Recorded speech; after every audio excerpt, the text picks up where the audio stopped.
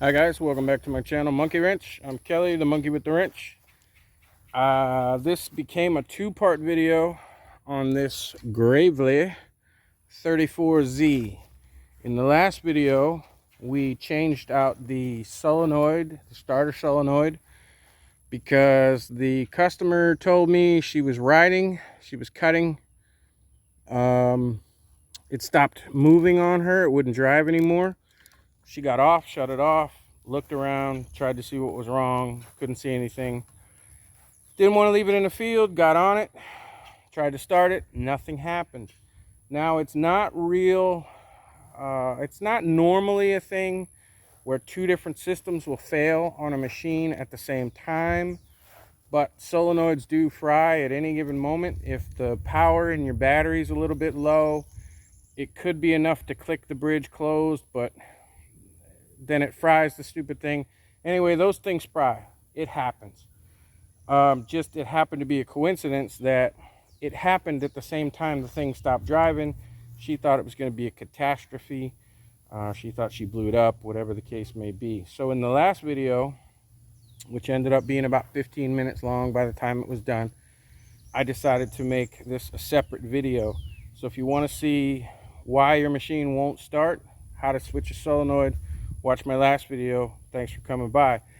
In this case, we are going to be changing the drive belt on this thing because when I looked up underneath, and I'll show you in a minute, the belt came off, but instead of falling or breaking, it went above the pulley and got stuck there. So that's why she couldn't tell what was wrong with it. So the first thing I got to do is jack it up because there's only about 5 or 6 inches of space between the ground and the bottom of the machine. So let me jack this thing up and get the camera down there and show you exactly what happened. All right, now you can see I got it jacked up and I got jack stands under it. So let's see if I can get underneath there and show you what I was talking about. I don't know. There, you should be able to see it. I'm trying to get my finger into frame. I can't see anything in this Florida sun. This is just wonderful. Okay. Here, that's the pulley, and the belt is right here. If I follow that around, I can show you that the belt, see how it came off the pulley, and it went between the pulley and the PTO clutch. It's stuck up there. And in the back side, I don't know if I'd be able to show you. The belt is still ran where it's supposed to be. But in the back side there, it's twisted. It's twisted in one spot and it's twisted in another. Now that most likely happened because this was still spinning and it just kind of twisted the belt. I don't see that as an issue. What we have here, if I can get this into frame, I don't know. What we have here is a tension arm. That's what holds the pressure to keep this on the pulleys. So that just has a spring across it. And I'm not going to be able to show you real easily. Let me see if I can get on the other side.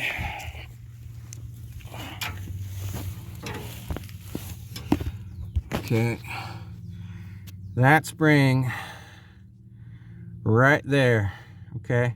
That's what keeps the tension on this tension arm pulley. If I could pull that with a third hand, I could show you that that just moves, okay? So there's a little nut on the bottom of that right there. If you can't pull the spring out and past the nut, take the little nut off, pull the spring down, let it fall. Then your tension arm will move. And the only other thing here is that I will have to unplug my PTO clutch, which is right there. That's just got a plug on it. And I'm probably going to have to drop the PTO clutch because this guard right here is what stops the PTO clutch from spinning. Okay, this just slides up into the PTO clutch.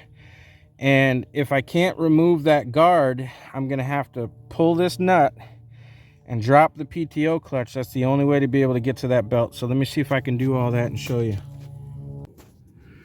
Okay, now you can see that I took that spring off. Okay, it was just a nut right there on the bottom of that pulley that it connects to. And I can't really get in there. I don't have 3 hands. But you can see now I can move that pulley. And it was just a loose nut that went there, and that spring just went up on it, and the nut just holds the spring up in place. I fed the belt out from underneath. I unplugged the PTO clutch. That's it. Now all that's left is pull this nut, which it's slowly coming with my impact, but I don't want to burn up my impact, so that could take a few minutes. And the PTO clutch will just drop off, and the rest of the belt will come off. Okay, and through the magic of cameras and YouTube, I had to get creative. I could not get that bolt out. My impact is just not large enough. I went and got a larger impact and couldn't find the adapter for my smaller sockets.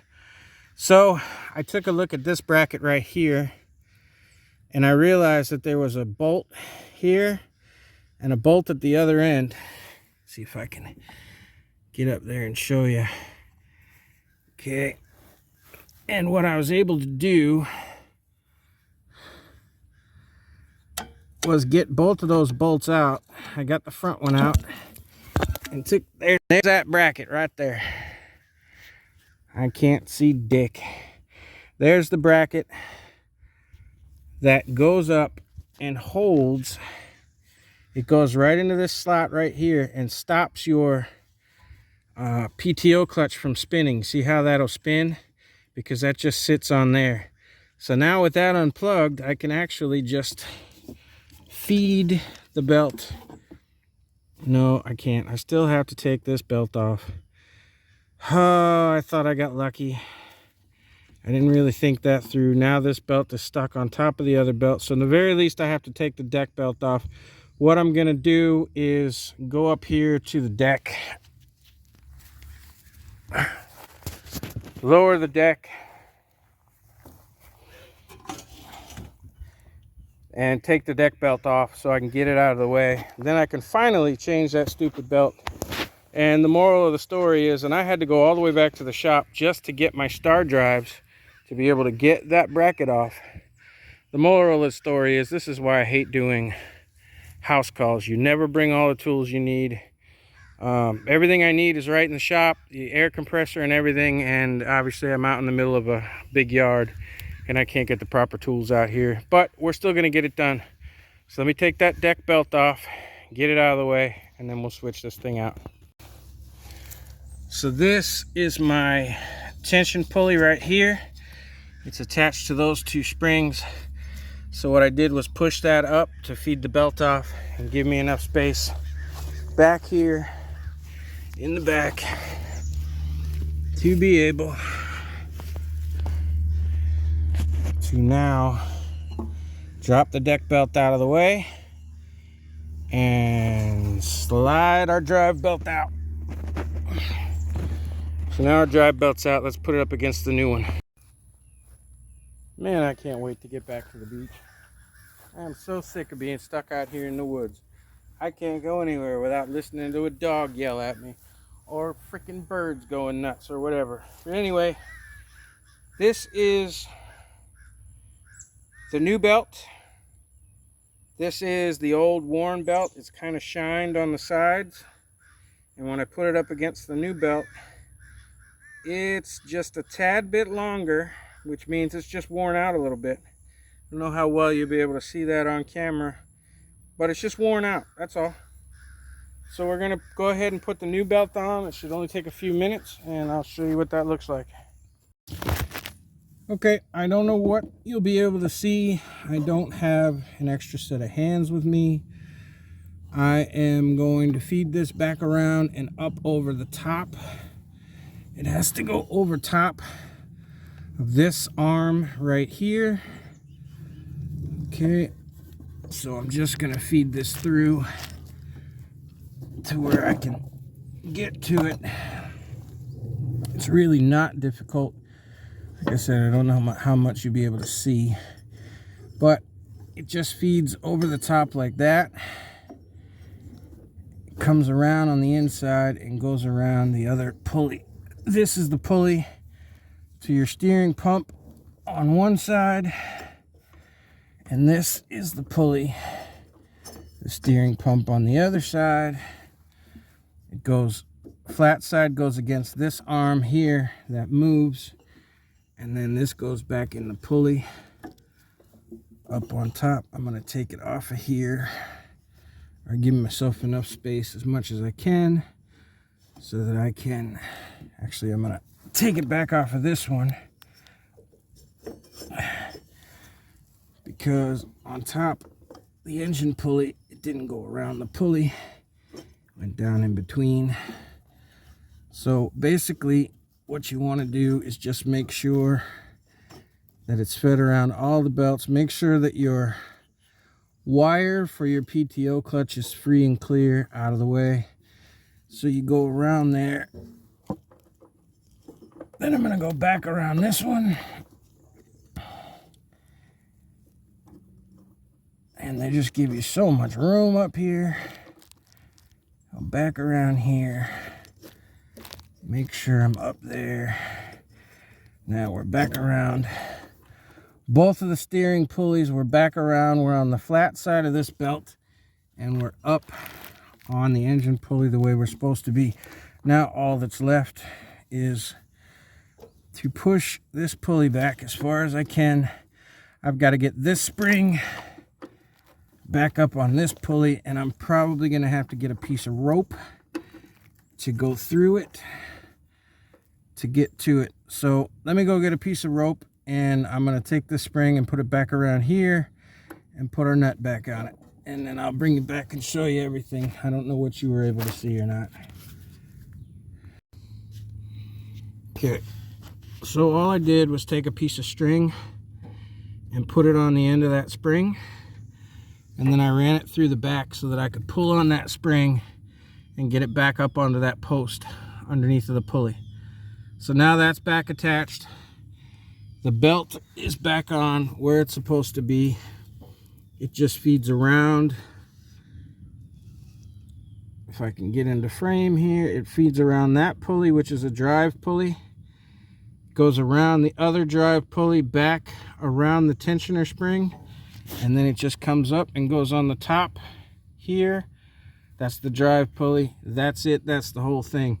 Now I'm going to feed the blade belt back through, and I'm going to put this bracket back in place. That's that bolt hole right there, and then there's another one up forward, and make sure that it goes into this groove to keep this from spinning. See this, your PTO clutch just spins. So the only thing that stops that from spinning when you engage it is this bracket that I had to take off to get the belt on. But other than that, it's that simple. Now, anybody that tells you that a piece of rope or a piece of string or a piece of wire is not a tool, they're a tool. I went ahead and put the bracket back on to make sure that the PTO clutch did not move.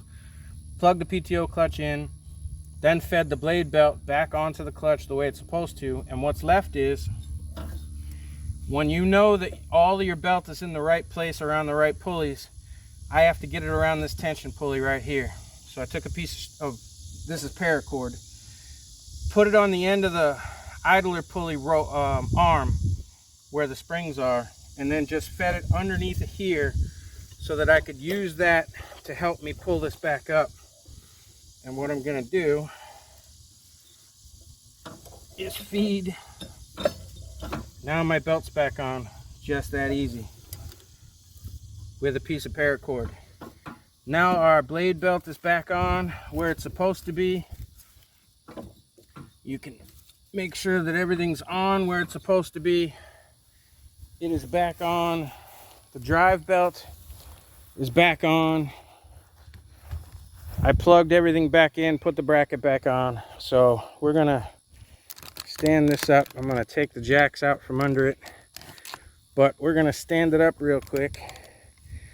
I'm going to start it up and see if the wheels start moving like they're supposed to. It won't move because it's on jack stands, but should be able to show that the wheels work. Choke on.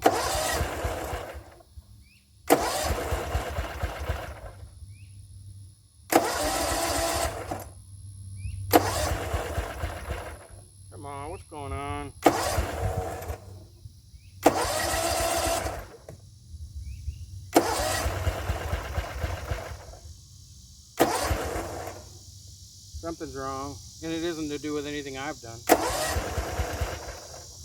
The motor just doesn't want to start. It's trying. It's almost like it's not getting any gas. Oh, well, it would help. I do have one spark plug off. I forgot. Let me change those spark plugs real quick, and then we'll come back. Okay, it occurred to me that most zero turns have a Mercury safety switch on them.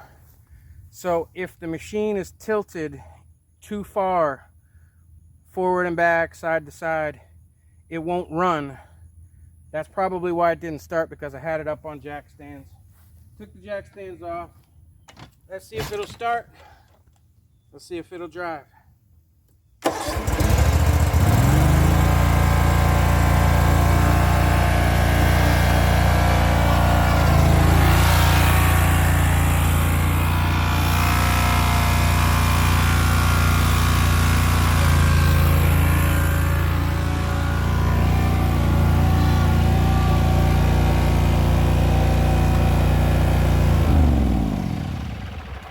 Okay, it's starting and driving. I forgot to plug the PTO clutch back in.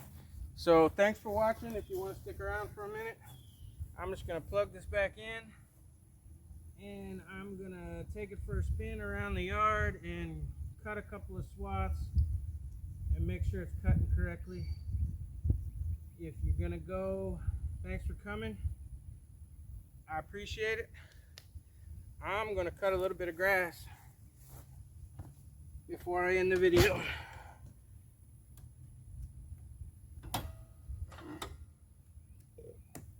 What am I doing? Oh. Parking brake off, parking brake on. I'm not getting anything out of the switch again. Why is that?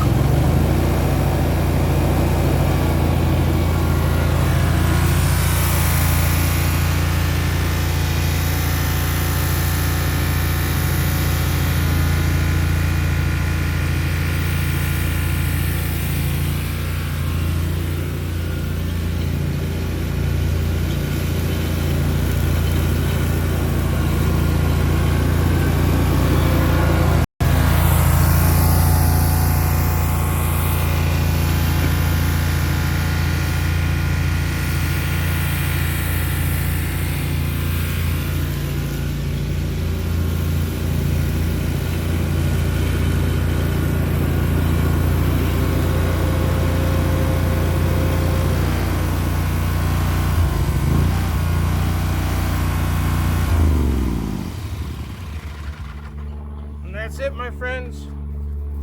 Hope you enjoyed the video. Hope it helped. We are back in business. See you soon. Now, after a side note, or on a side note, I wanted to show you. I cut a swath through here. Can you see this line right here? That's a line of grass that's left. Every time I make a pass with this thing, I had to do it over here, and I had to go 2 or 3 times over it because I wasn't sure why it was leaving that swath of grass up the center. This is a 2-blade system, and it's leaving a swath of grass right between the 2 blades where they're supposed to be meeting. And now, as part of this, she asked me if I would go ahead and tune it up, change the oil, the air filter, new spark plugs, which are already in, sharpen the blades, that kind of thing. So after I cut a few swaths and realized that it was leaving this line of grass between where the 2 blades were, I figured I would take a look real quick and see, because I've got to change these blades anyway, or I've got to sharpen them, or is what she's asking me. And when I go down here to take a look-ski, you can see, first of all, this blade is bent. It's bent down. Somebody hit something with it. Because there isn't much left to it, the whole back of the blade is missing. It's just bent straight down. It's supposed to be straight over like that, and it's bent down, let alone the fact that there's no edge on it. And if you look over there At that blade, you'll see that the end is completely missing. It's broken off. Broken completely off of that blade. And this one is bent down and half of it's broken as well. So the two blades are not touching in the center where they're supposed to. They're leaving a space that's about 2 inches wide because the end of that blade completely broke off. The end of this blade completely broke off. And the other one is bent. You can see how badly it's bent and missing and broken. There is no salvaging these blades. They must be replaced. There's no two ways around it. So I just thought that I would add that in. It's as simple as unbolting them and changing the blades. So I'll have to get with the customer and let her know. Thanks for coming. See you soon.